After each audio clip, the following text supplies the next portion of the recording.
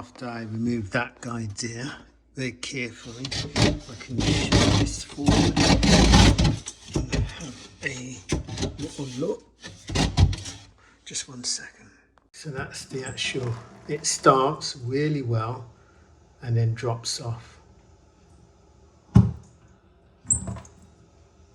it's not as powerful as I remember it.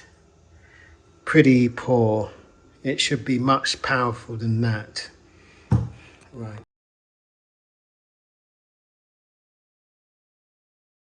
Right, let's see if I can release it. Turn from,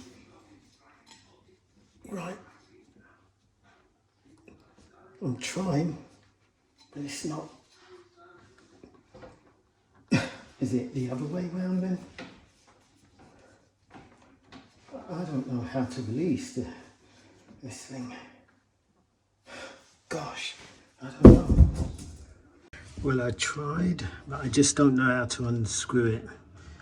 So I'm gonna ask for more help. So I'm gonna put it back in to where I found it.